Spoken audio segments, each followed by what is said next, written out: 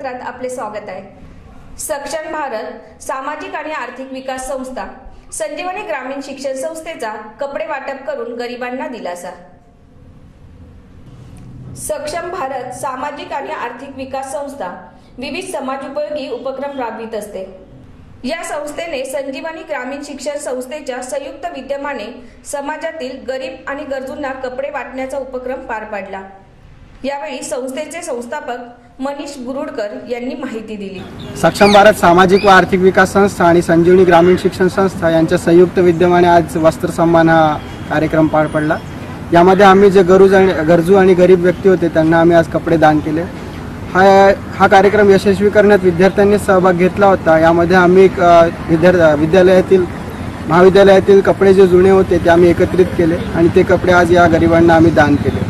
त्यामध्ये संजीवनी ग्रामीण शिक्षण संस्था यांचे विश्वस्त अमितदादा कोल्हे यांनी सुद्धा आम्हाला सहकार्य केले व तसेच प्राचार्य यांनी सुद्धा आम्हाला या कार्यक्रमासाठी खूप मदत केली आहे। पुढे सुद्धा आम्हाला ते याच प्रकारे मदत करतील अशी मी अपेक्षा करतो आणि पुढे सुद्धा आम्ही असे सेवाभावी उपक्रम राबवणार आहोत आणि समाजासाठी काहीतरी करण्याची जिद्द जी आहे ती पुढे सुद्धा अशीच आमची उमेद राहणार आहे। त्यासाठी मी आपल्या सर्वांचा धन्यवाद देतो। नुकतीच वाढलेली थंडीची चाहूल यावेळी या उपक्रमामुळे मायेच्या उबदारपणाची जाणीव देऊन गेली।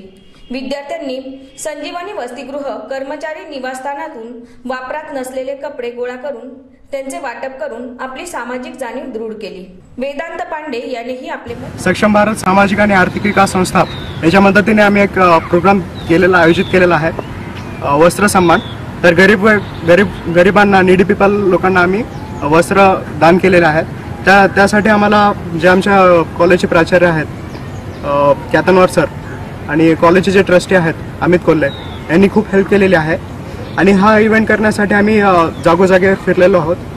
प्रत्येक स्टाफ क्वार्टरमध्ये हॉस्टेलमध्ये आम्ही तिथे फिरलेलो आहोत आणि सगळ्यांचे कपडे वगैरे गोळा करून आम्ही गरीब व्यक्तींना डोनेट केलेले आहेत। तर हा इव्हेंट करताना बराच खर्च वगैरे आला।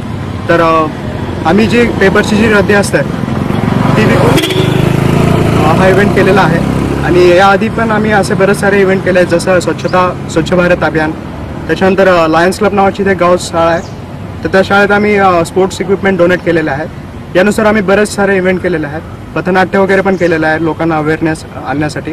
असेच इव्हेंट आम्ही पुढे पण करणार आहोत। तर मी वेदांत पांडे तुमच्या सगळ्यांना अपील करतो की तुम्ही पण अशा आमच्या इव्हेंटमध्ये सहभागी व्हा आणि आम्हाला हेल्प करा।